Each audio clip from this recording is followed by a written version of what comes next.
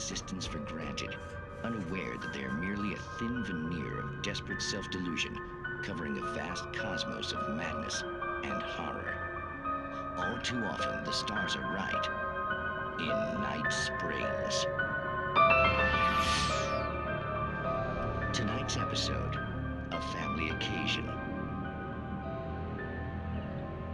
Journalist Alvin Derlis' trip to study the local customs of an insular community in Night Springs has been less than successful.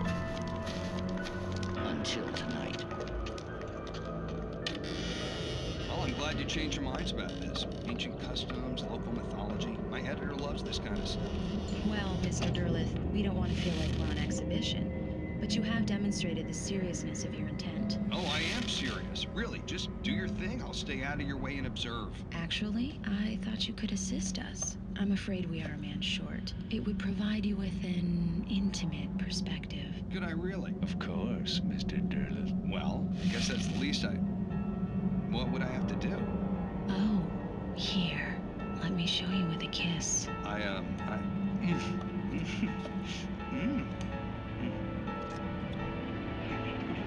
What did you...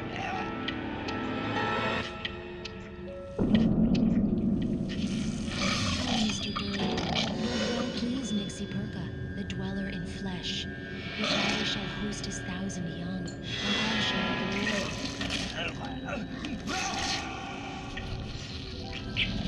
Shh, darling, be calm. Shh. Alvin Derlis learned a harsh lesson. If you go looking for mythology, it may come looking for you. And such quests always bear fruit. In Night Springs.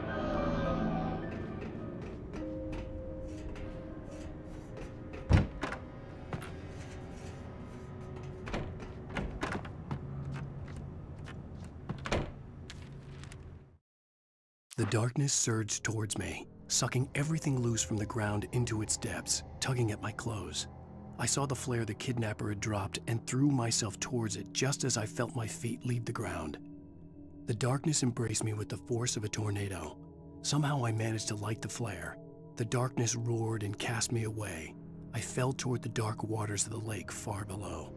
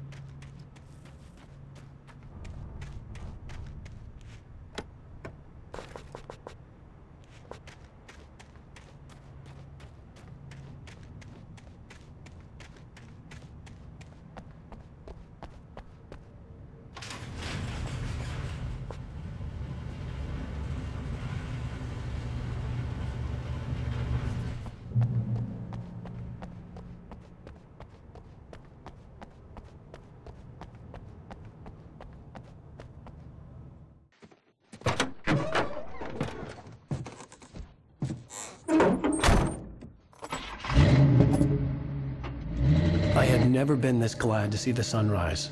I had a couple of hours to get to the coal mine.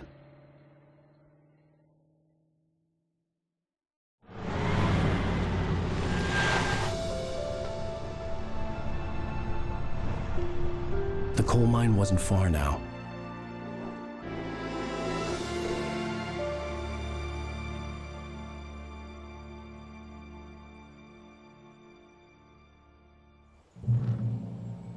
Today, I would meet the kidnapper, and he would give me Alice. I wouldn't give him any other choice. A drowning man will clutch at a straw. Little by little, without realizing it, I'd come to believe that the story in the manuscript was coming true. The current of its narrative had taken me deeper and deeper into dark waters. Alice had been taken from me. Barry was probably in jail. I was a fugitive from the FBI. The whole world taken over by the dark presence was trying to destroy me. It all felt real, but it matched a textbook case of insanity.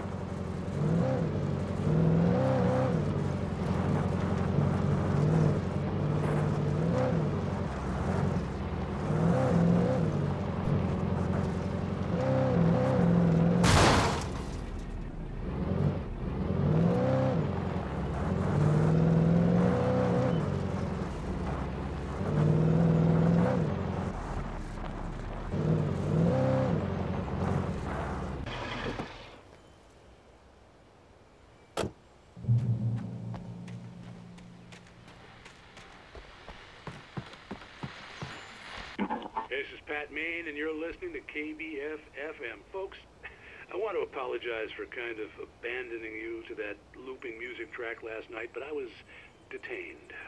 You see, I encountered a big-shot G-man with an itchy trigger finger who could use a lesson in manners and a boot in the ass, not necessarily in that order either. Now, folks, I know I'm not being very informative here, and I apologize for that. I really should just keep quiet, but I'm just so peeved right now, because some people just shouldn't be carrying badges. I'm just glad that our Sheriff Breaker was there to straighten things out. And if someone I met last night is listening, let me just say, I'm sorry if my mouth got you in trouble. I'm pretty sure you're not the bad guy here. Godspeed, son. I hope you know what you're doing. Now, on a lighter note, I'll be talking to Dr. Nelson all morning. But first, a little music.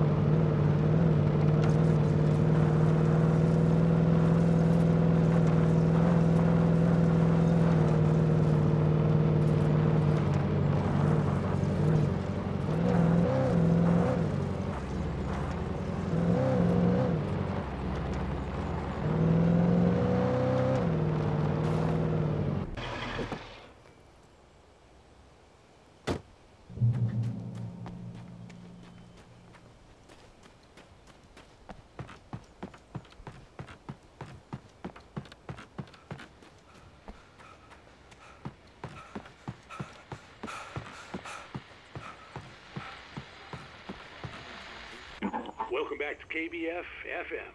Hope you enjoyed that tune. Now, Doc, you were talking about life and finding that special someone, that soulmate. Well, you were talking about that. I was saying I don't buy it. Well, see, to me, that's strange, because I always pegged you as a hopeless romantic. You got me there, Pat. But I think love's where you look for it. And you need to do a lot of looking, sure. But the idea that there's that one special person out there for you, and if you miss that chance, it's gone forever, and you're forever incomplete. I mean, isn't that depressing? Or, heck, childish even? There's plenty of fish in the sea. And apparently a fisherman has a fishing analogy for everything, but what you're saying, isn't that a little harsh? Well, no. What I am saying is that your potential for finding that connection isn't limited to what's essentially a chance encounter.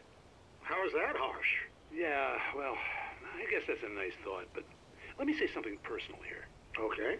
Now, well, I don't disagree with you exactly, but I can't really fit that together with what I feel, what I what I felt for someone, because she was the one. She was. And I let her drift away from me.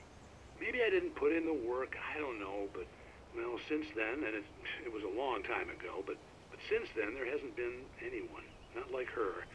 And I'm not saying I dwell on her or haven't moved on. I like my life. I'm not living in the past, but I do miss the way she completed me. You can't argue with the heart, Pat. I'm sorry, folks. I had kind of a scary experience last night, and let's just say it's shaken a few things loose.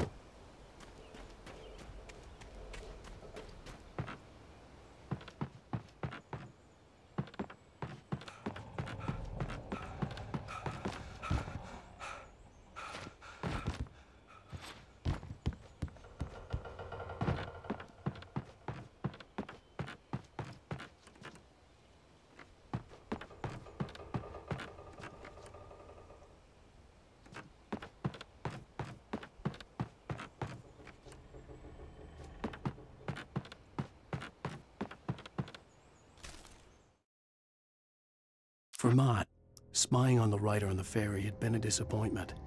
His boss had made Wake out to be something special, but Mott hadn't been impressed. He'd gotten a good long look at the wife, though, and he liked what he saw. Mott had fantasized about goading Wake into a fight, but it hadn't happened. Still, he'd get his chance to see if the writer had anything in him. He'd been promised as much.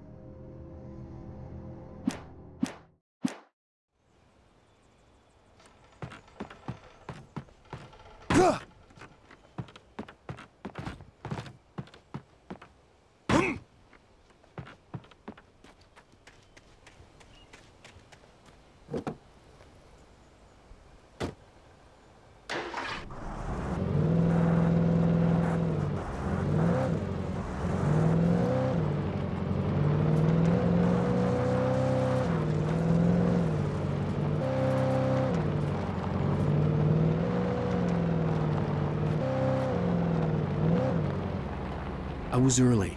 I was supposed to meet the kidnapper at noon in the main building. The coal mine was quiet. It was a museum now.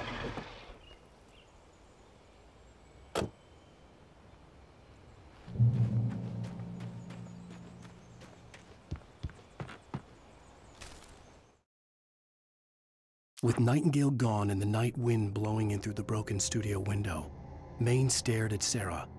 The sheriff looked away. Maine's voice shook with barely controlled anger. That boy's doing more drinking than thinking. I hope you know what you're doing, Sarah. He's got a sickness in his eyes. You take my word for it. He wants Wake for a reason, and it's not for anything good.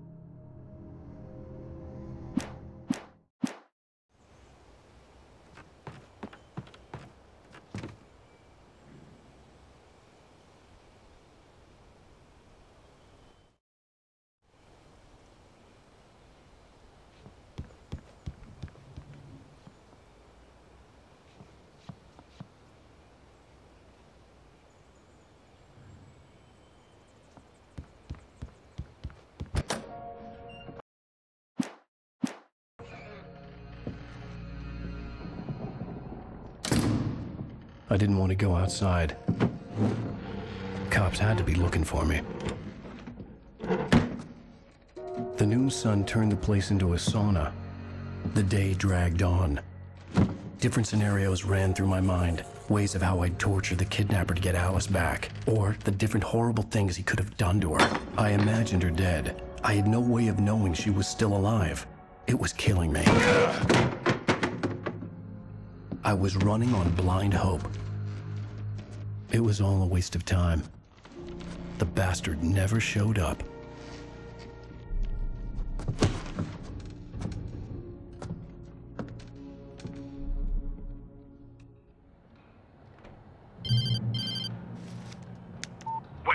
Where the hell are you? Change of plans. You know where Mirror Peak is? It's a big mountain north of where you are. You follow the path from the mine, you can't miss it. There's a lookout point there. I'll be waiting. I'm through being jerked around You by want you. to see your wife alive? Because if you do, you better watch what you say to me. Do we understand each other? I want to talk to Alice. Yeah, and I want the manuscript. Don't keep me waiting, Wake. Hello? Hello? Ah! I'm gonna kill him. I had to get to Mirror Peak.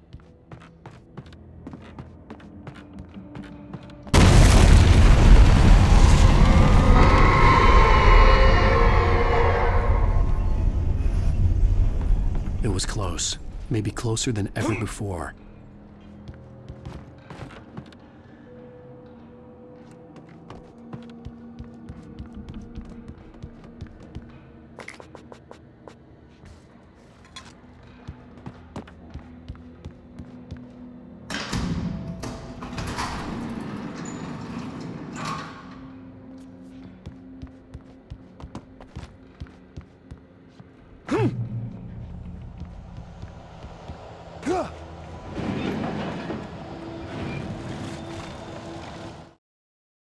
When Thomas Zane fell for Barbara Jagger, it happened fast.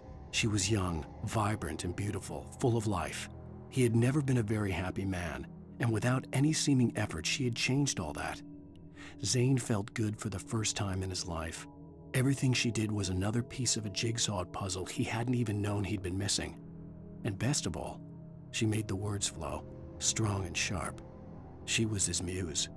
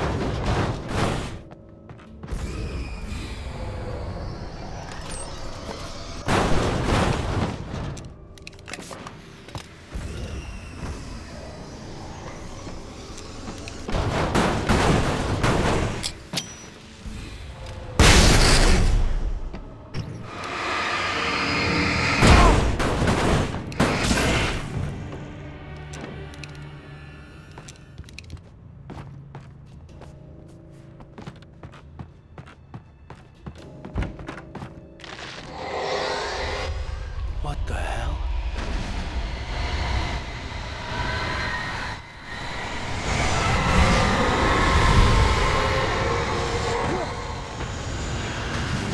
The only way to reach the hillside ahead was to go through the building. I had to find a way to avoid electrocution.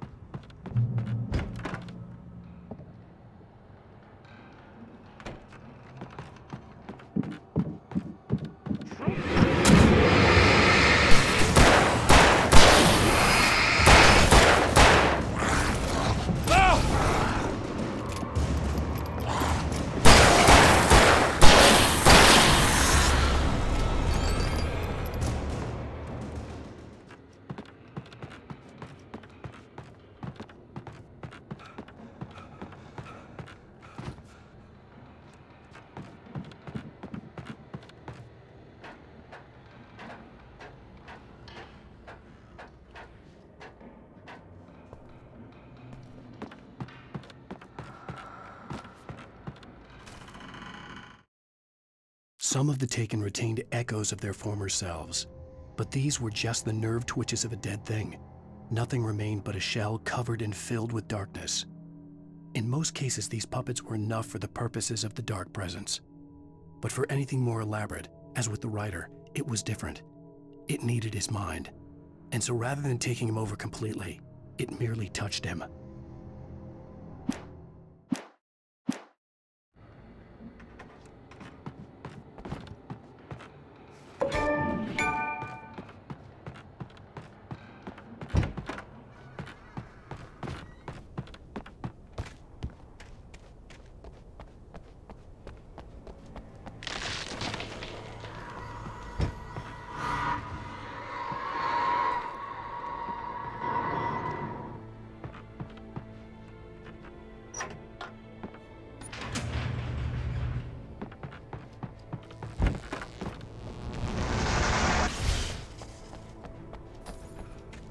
There was no way the flashbang grenades were standard power company equipment.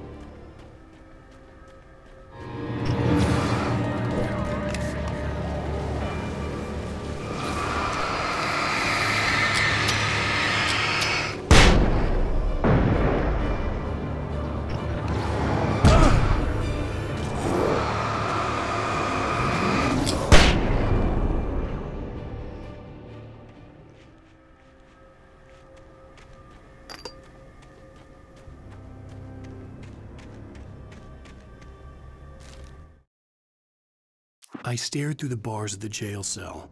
Barry stood behind me, swaying on his feet, looking as ill as I felt. Agent Nightingale stood on the other side of the bars with Sheriff Breaker. Nightingale had a stack of manuscript pages in his hand. He seemed unhinged as he gloated.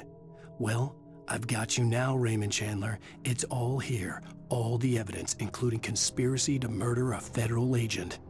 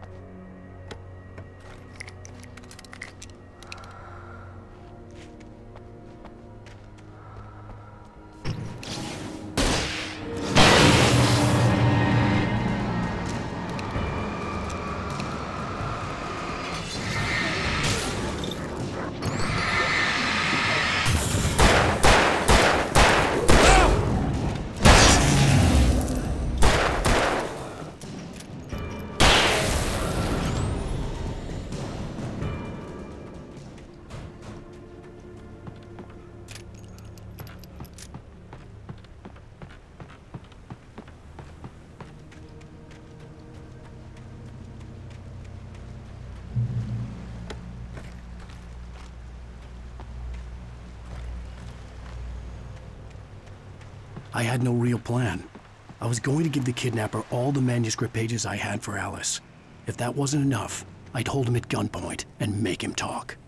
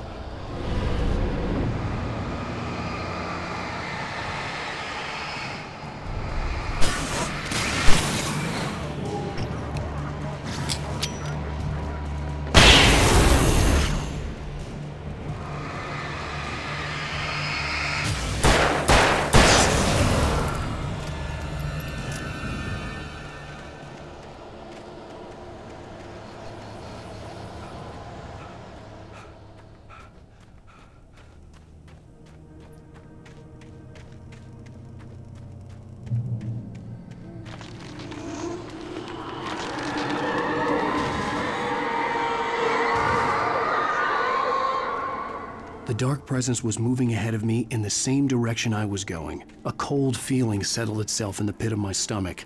Was it going for Alice?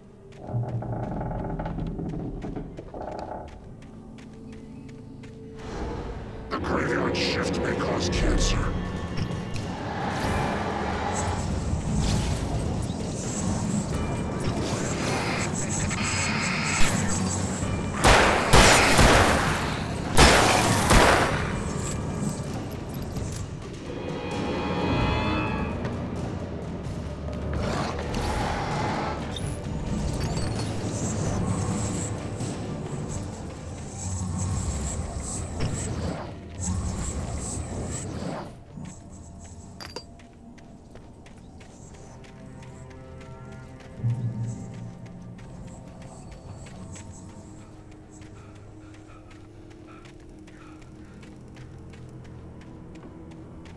The place was dead, a ghost town. Had been for decades, maybe a century.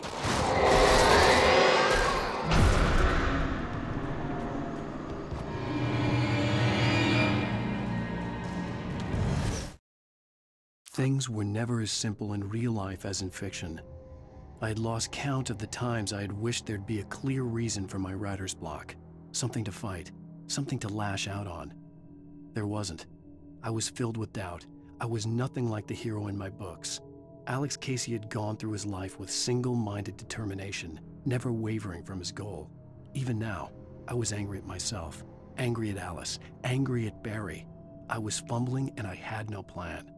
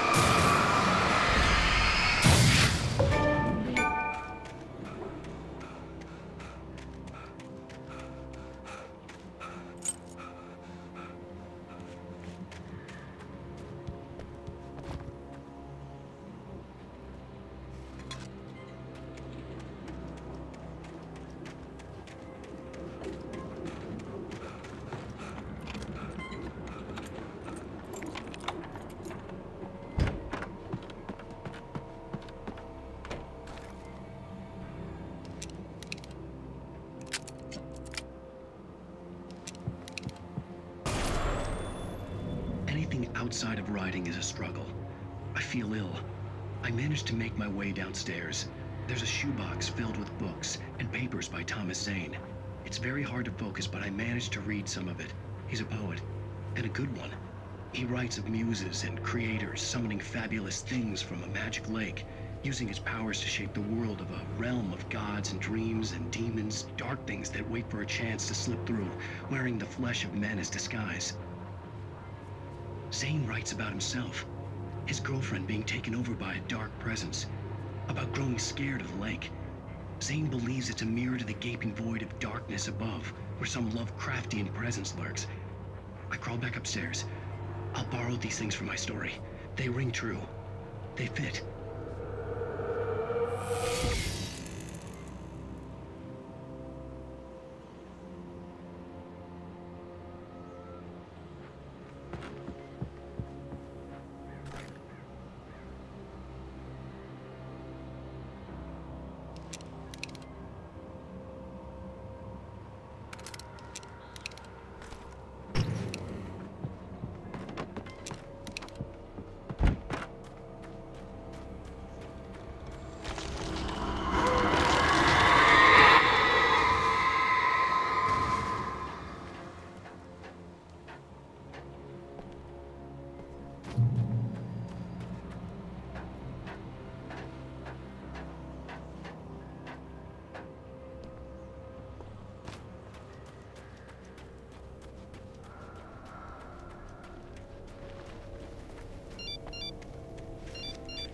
The kidnapper had sent me a text. The message was full of spelling errors and insults. It was telling me to hurry up.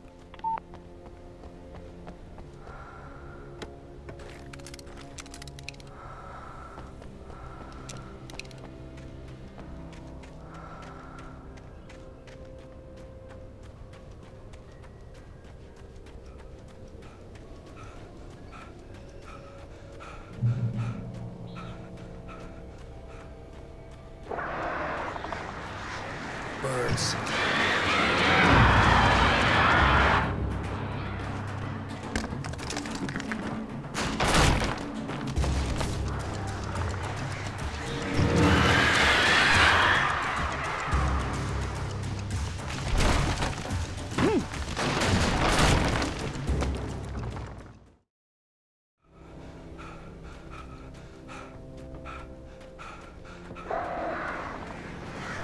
Birds.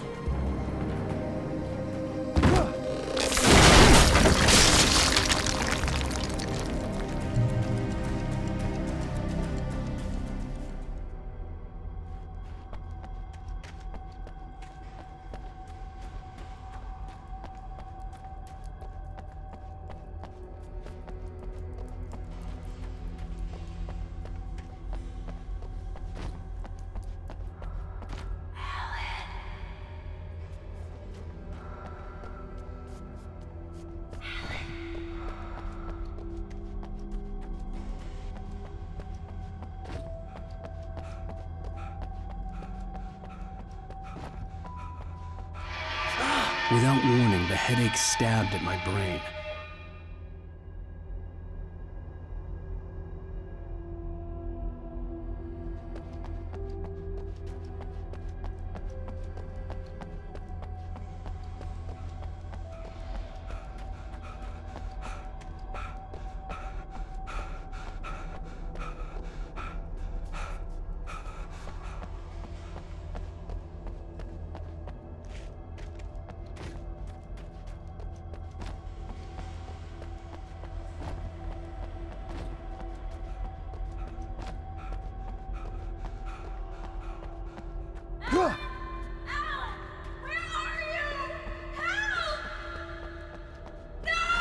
Alice?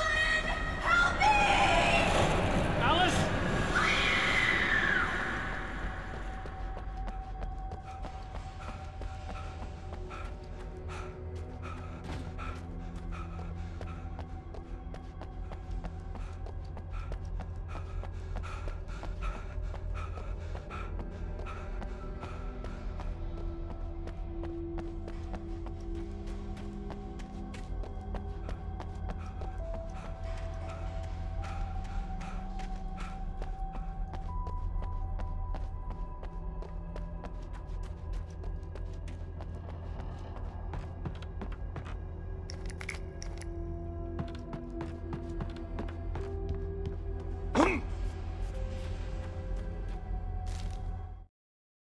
Even behind the closed doors and curtains of his grimy room at the Majestic, the local motel, Nightingale could feel the locals' eyes on him, the unrelenting pressure of their judgment.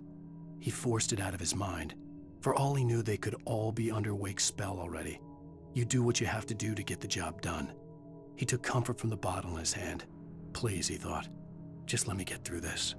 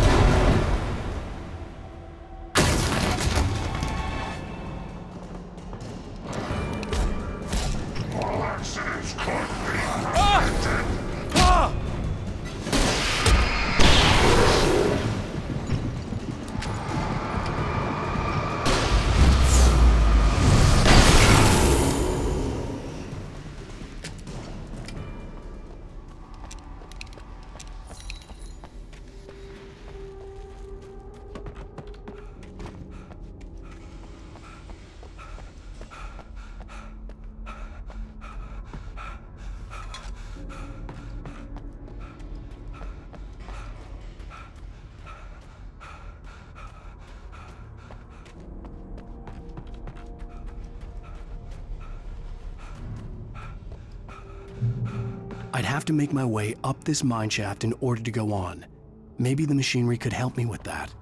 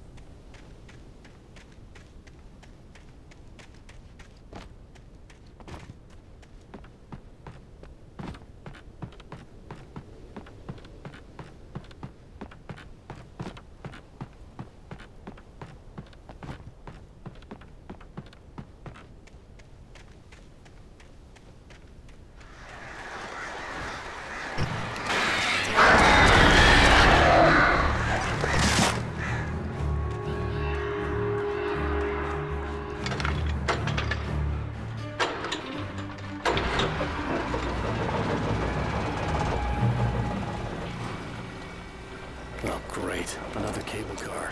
Just great.